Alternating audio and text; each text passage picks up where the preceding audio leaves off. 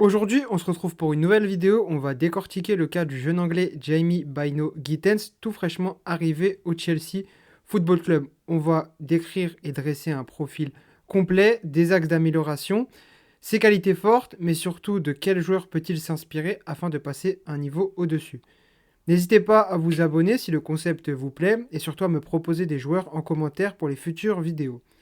Dans un premier temps, on va parler des qualités fortes de Jamie Bynoe Gittens.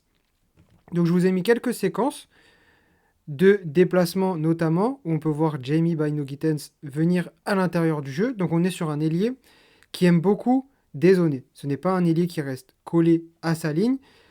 Il aime bien venir dans le corps du jeu afin de donner une solution et apporter notamment de la variété. On peut le voir ici sur une nouvelle action. C'est un joueur qui est très à l'aise pour venir chercher à l'intérieur. On va le voir. Situation, encore une fois, il vient à l'intérieur chercher. Il trouve un coéquipier afin d'aller chercher ailleurs. On peut aussi, bien évidemment, le retrouver collé à la ligne.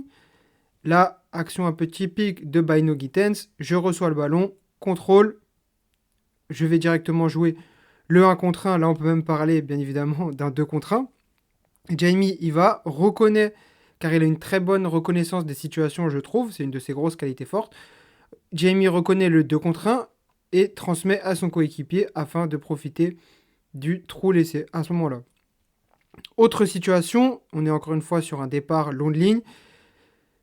Jamie reconnaît la situation, la course dans la profondeur et dans l'espace de son coéquipier. On n'est pas sur un joueur qui va généralement forcer le dribble, je trouve. Il essaye de le faire au bon moment quand il faut. C'est toujours quelque chose de pas facile à corriger pour un ailier, surtout quand l'ailier a le réflexe de souvent partir dans le 1 contre 1. Autre situation, là, très bien joué de la part de Gittens. Il reconnaît situation où il est pressé. Hop, je remise face à moi et je repars dans l'autre espace. Une autre situation, là, on retrouve Gittens collé à la ligne. Situation purement de 1 contre 1, donc face à Henriks. Il prend de la vitesse, il élimine avec son coup de rein. Là, on va le voir. Jamie va essayer de donner un ballon au centre pour Guirassy. On est un joueur qui a une variété, qui n'hésite pas à centrer, mais aussi et surtout, je trouve, à chercher le but. C'est un joueur qui reconnaît et qui essaye souvent de frapper au but à ce niveau-là. C'est un joueur qui est vraiment attiré par le but. On va le voir sur quelques situations. La situation de centre, pied droit, pied gauche, avec un peu plus de déchets, bien évidemment, sur son pied faible. Mais là, voilà. Première situation, Gittens reçoit les ballons aux 20-25 mètres. Je pars dans le 1 contre 1 et je prends la frappe.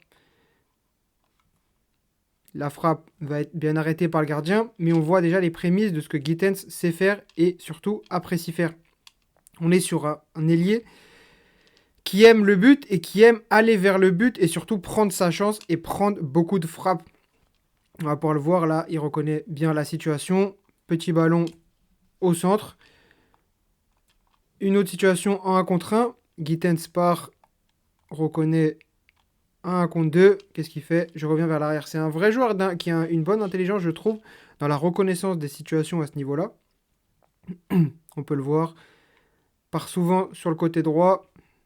Et il se donne un angle de frappe. Là, on est clairement dans une spéciale un peu Gittens. Attiré vers le but, je prends la frappe. Malheureusement, la frappe va partir à côté. Mais c'est clairement des situations où on peut le retrouver très facilement.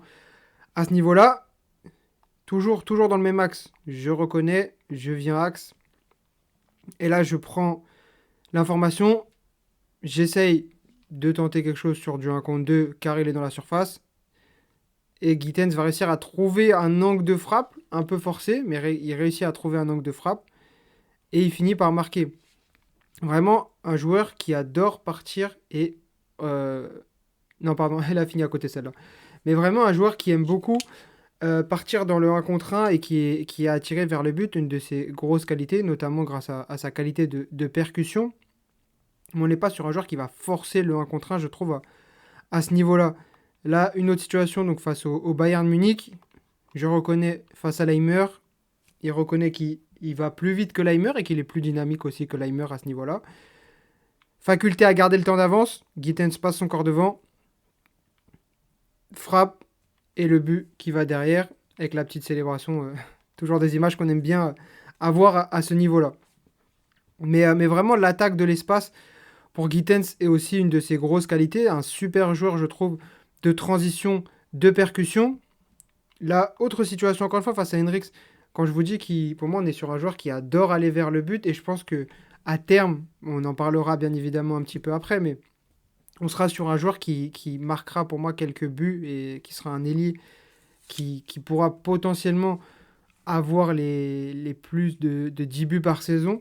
Car on est sur un ailier qui tente énormément de frappes. Là, un contre un, potentiellement une situation en retrait. Non, Gittens prend énormément de frappes. Il y a aussi du déchet, notamment, là on peut le voir sur ce genre de situation. Il y a pour moi quelque chose à corriger au niveau de sa finition. Ensuite, au niveau des axes d'amélioration, Gittens peut être un joueur qui peut malheureusement parfois être un peu déconnecté de son équipe défensivement. On va pouvoir le voir sur cette situation. Là, déjà en retard, malheureusement, ça peut être dangereux pour son équipe. Là, on va le voir, hop, ici, Gittens sort bien pour le coup. Là, on le voit en haut, totalement déconnecté de son équipe. Alors oui, vous allez peut-être me dire, Gittens n'était pas obligé de revenir, mais quand on voit le retour et le repli des joueurs de Dortmund, je ne pense pas qu'il soit exempté, car d'habitude, il le fait aussi de temps en temps.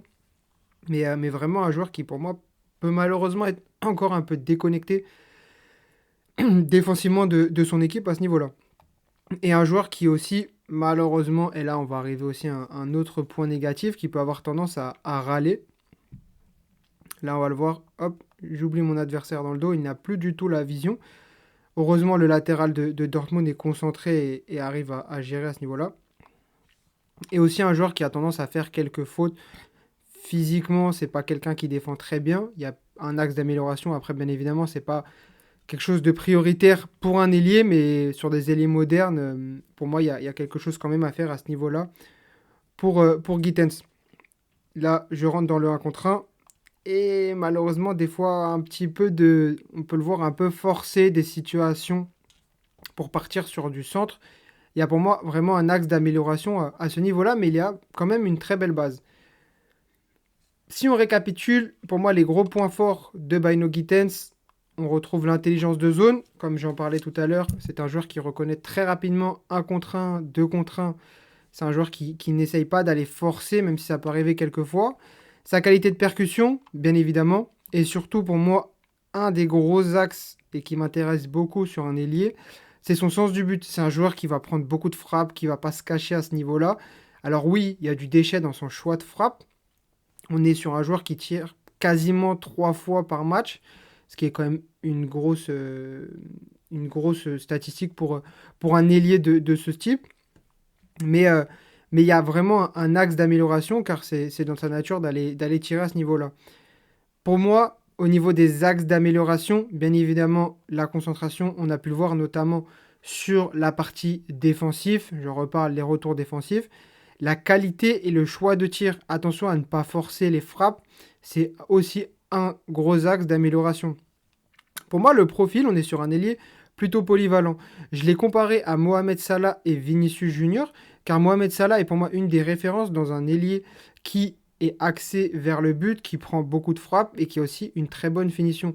Dans la qualité de percussion et au niveau des choix et en termes de zone, on peut le retrouver parfois en termes de similarité de profil, je trouve, avec Vinicius, même si Vinicius est encore un peu différent car il est plus excentré et moins à l'intérieur du jeu quand il joue ailier.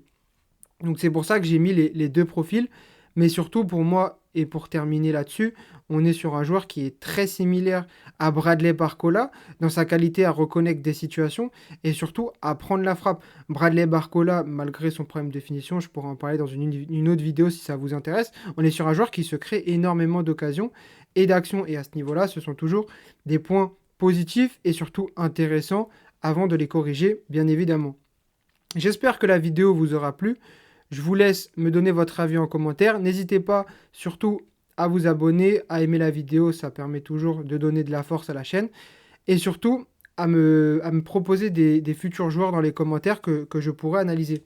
Sur ce, je vous souhaite une très bonne fin de journée et à plus tard pour une prochaine vidéo.